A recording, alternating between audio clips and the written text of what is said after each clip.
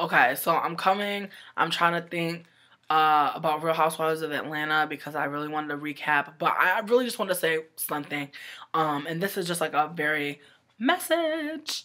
I really hated that Nene slut shamed Cynthia's daughter, or implied that having female assigned children means something about the level of parenting that needs to be instilled. It just seemed very fucking like, just like femphobic as fuck, and just like very just like just not at all like understanding of like people's like familial structures, you know? Like, I remember Nene saying, like, things worked for them in their household or whatever. They were like, it's whatever works for your household. But it doesn't seem like that's the case for Nene. It seems like whatever works in other people's households is up for scrutiny by Nene because Nene is running the household that's the most tightest, the most together. And I don't want to, shame them in any way, but I think like if we're talking about our children being on the right track or our children what the fuck ever, we have to like be real about the fact that like she has had problems with her children in the media, and I've never heard of Noelle getting any fucking beef. So I'm just sitting here like, Nene, let us not speaketh on those who are really just trying to like, figure it out for themselves. I think like Cynthia realizes that telling Noelle, no, you can't have a boyfriend, when she already has a boyfriend, puts a limit on her in a very clear and defining way. It's I don't think that it's appropriate for people to be asking permission, whether asking permission to have relationships for other people. I feel like that's just like not the business, and I realize that some people are going to say that's some progressive shit, but I feel like if we're progressing towards a more fucking communicative, understanding, and healing kind of nuclear unit, or just like structure of folks like trying to like come together and like really be a part of each other's lives, I feel like that's a positive thing. I feel like if we're really trying to listen to our youth and understand what they need and where they're coming from, we might be in a better place instead of imposing very strict and very seemingly needless paths for them to walk in. I understand that like, Noelle saying that she has a boyfriend might seem defiant to some folks, but I feel like if you establish in your household, which obviously Cynthia didn't, that it's a problem for them to have those relationships and they do that, then like that's defiance. But I feel like in some ways, there are people out there that think that children are like wild weeds or something, like just need to be whipped into shape, just need to be cultivated and brought up a certain way. And while I think it's important to have a nurturing and open dialogue, it does involve like letting that person like experience life for real, and not under like these arbitrary guidelines, this faux respectability and conservative fucking idea of like what it means to be a 13-year-old child, adolescent, whatever being. I think it's just I think it's unfortunate, because I feel like I really love, Nene's character on the show, or whatever the fuck they be doing on the show. It's interesting, but I feel like in a lot of ways, like, they are very misogynistic, and they definitely come from a place, that's kind of scary to me, as a person who's really trying to heal. I feel like when you want to heal and you see harm being done to other folks, it can be very traumatizing and it can be very hurtful, especially if you identify with the person who is being abused.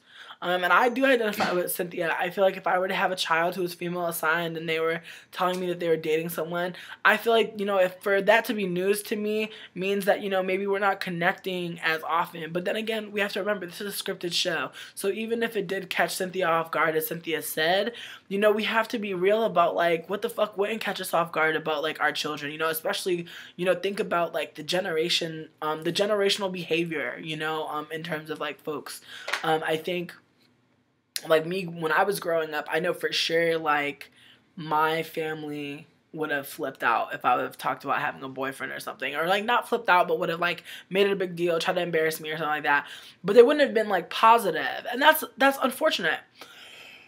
I think, like, a lot of, like, I think a lot of female assigned folks definitely came out in the paint and said, you know, I would have appreciated my mom, you know, or my parent, you know, talking to me and telling me, you know, that they were interested in hearing about my fucking life and like wanting to know more about what, you know, what I brought to them. And I feel like in some ways, yeah, like the relationship does seem like friends, but I feel like there's nothing wrong with trying to be your child's friend. I feel like friendship can be part of the relationship you cultivate with your child, but I feel like, you know, there has to be boundaries. And I feel like that's real. Like, I feel like, you know, I feel like there are things that, like, you know, as a responsible, you know, adult, you know, there are things that, like, obviously you don't introduce your child to, or you don't, like, quote unquote, let them do. But I think when it comes to, like, them going out and having relationships outside of my home, having relationships that involve me or do not involve me, I feel like that's a reality. And I feel like that's also part of them becoming an adult, quote unquote, because, like, you know, I think, like, I try to, like, think outside of, like, the binary of, like, adult, child, you know? And try to break down those power dynamics, because I feel like it's so much bigger than that. I feel like it implicates, like, sizeism, it implicates, ability, and able-bodiedness, and I feel like in a lot of ways, like, we have to really just, like, reapproach, like, how we just, like, how we have communications with people in general, and stop trying to force, like, these traditional markers of what these people mean to us as, like, having less or no impact on our energy and having less or no impact in their lives, period. Like, you know, we can't say, oh, this is my so-and-so, and expect that title alone to mean that, like, all of these emotions come out. You know, I feel like, you know, just because you're somebody's parent doesn't mean that, like, that person is going to consider you 100% of the time, and you really have to, like, get over that shit, you know? Like, when I'm out here doing me, like, am I sitting here thinking about the person that birthed me? Not at all. Am I thinking about the people all the time that, like, you know, are in my nuclear family when I do things? Not at all. And I think that, like, it's also important, you know, from the child perspective, in ways to look at, you know, the adult, quote unquote, the adult, as another being just like yourself, you know, just like you don't have all the answers, just like things can seem very impossible and complicated. It's the same for adult folks. So I think that there needs to also be a level of understanding, not to say that we're going to condone abuse, or not to say we're going to, you know, turn a blind eye to things, but I think that it's also important, because I feel in some ways, like, I saw my mother as my mother. I didn't see her as a person, and I think that that's really fucked up, because, like, when you see somebody as a person, that's when you can really understand more than be angry. And I understand that being angry at my mother for certain things is important, but also being understanding is important too, because it allows me to heal myself and heal the ways in which I am like her, or I too have things that are not positive that I am doing, or you know, making me happy, or things that I do that aren't really, you know, things that I want to be doing, things that I might have done that, you know, I regret. You know, I have to be mindful of the ways that I want to move forward, and, you know, kind of feel like I can be washed clean, and really have a new handle on things, that she wants that as well. And I think that it's important to, you know, remind myself of those things. But you know, I really don't want to go into the whole Real Housewives of Atlanta, but it just really made me sad that, like, Nene shamed Cynthia. And I feel like Cynthia's crying was mad real, because it's just like, damn, you know, like, slut-shaming is mad fucking real out here. Like, people will fucking shame young, female assigned at birth folks for just fucking doing anything. Like, I remember I saw a Vine, there was, like, this young, like, black child who was, like, doing a dance that was very similar to, like, twerking, and there were, like, these white dudes who were, like, holding up money, like, next to that person, trying to, you know, like, this is a child, you know, they're sexualizing a young black child who is doing a dance that they're mimicking, that they're seeing someone do in front of them on the basketball court. So it just, like, really freaks me out, like, how, like, you know, how pervasive messages are, like, in terms of, like, people seeing things and mimicking them, and, like, not really taking time to, like, really, like, you know, analyze why they're doing what they're doing, but also analyzing why the fuck they would sexualize a child, why the fuck they would look at this child doing something and immediately perceive it as one way, and not at all, like, try to figure out why the fuck they would do that, or try to pause and, like, really, you know, analyze that and really challenge that thought, and even challenge that action, you know, challenging a lot of things along the way. So I think that that's like a big part of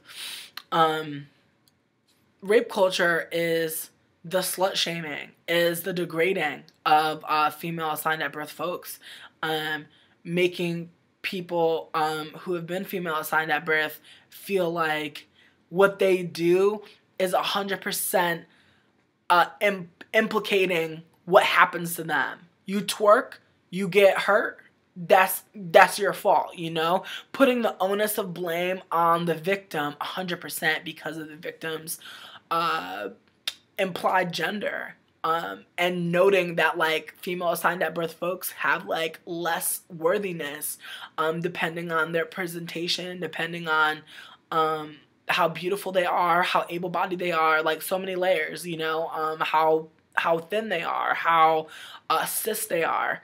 And it's just very extreme sometimes to really watch things like that play out on a casual ass fucking Sunday evening, you know, when I'm watching a show and they're talking about these girls twerking at the mall, as if that means anything, as if twerking at the wall means that's why you have a grandchild out of wedlock with your younger son, you know what I mean, or with your oldest son, you know what I mean, and not to shame that child, not to shame that action, but, you know, correlating twerking at the club with promiscuous behavior leading to ... pregnancy ... you know, Noelle being pregnant. Like that's all I was really hearing at the table was them like continuing to reference pregnancy as if one, being pregnant would be a bad thing, and two, being pregnant out of wedlock would be a bad thing, or being pregnant by some random person would be a bad thing, when in reality, like, the grandchild that you're holding is pregnant by this random person that is not on the show. We've never been introduced to.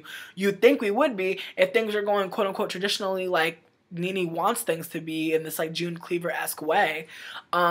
But it's just not the case. And again, I don't want to shame anybody because I think that it's just like interesting how respectability politics works in a certain way. And also how people can really analyze other folks' lives and situations while having their own shit on fire. You know what I mean? Like, it's just very interesting. Where agency lies. But I just thought it was really interesting, a bunch of black women sitting around and they really could only like see for their own selves and really talk for their own selves. And I just feel like, damn, Candy, where were you? You know what I mean? It's like you wrote no scrubs. You know, people love to talk about how they're feminists, or how they're writing feminist anthems, or how they're out here for black women, or they're out here for women, period, and za. But like when we're sitting down, when we're having dinner, when we're talking with our friends, and we say things like, oh, I'm so happy I have little boys because I don't want to have to deal with pregnancy, when, again, only ain't shit motherfuckers don't take care of their kids. You feel me? So it's like really like you talking about you so happy that you got boys so you don't got to deal with pregnancy. It's like, what kind of bums are y'all raising? You know what I mean? What kind of bums are y'all raising that you really think having a male assigned at birth child means that you'll never have to deal with pregnancy? It's just very fucking polarizing and very disgusting, and just makes you I feel like that's what scares so many female assigned at birth folks, especially myself. I was very afraid of getting pregnant and becoming a quote-unquote statistic, and that fear was put into me by my uncle, who like really tried to like fortune tell on my life and talk about how my life was gonna be. And I feel like for a long time I was really like worried to like have sex, worried to share my body with someone else, and it really made me feel like my body was not my own, that my body was like, you know, just like on this road, you know, going wherever the fuck, and I really had no control. It just made me feel very much alienated from myself and who I really was, and like what I really wanted to do with my body and who I wanted to share it with. So, you know, we have to be mindful about shaming folks. We have to be mindful about saying things like that, because it gets in people's minds and they start to believe that shit. They start to resound that shit in their mind that, you know, if they twerk at the club and they get pregnant, that they deserve bad treatment, that they deserve to be left alone. It's just all of this, all of these things are just very, they're femphobic as fuck, and they're full of misogynoir, which is like the racialized degradation and hate on black women specifically, and it's real, you know. And I just feel like I was just disgusted, because I feel like Cynthia was crying because, like, y'all talking about her fucking daughter, you know what I mean? Like, I think that's what it is. Like, y'all are talking about her child, and, you know, that really hurt. And I feel like it will hurt all of us to hear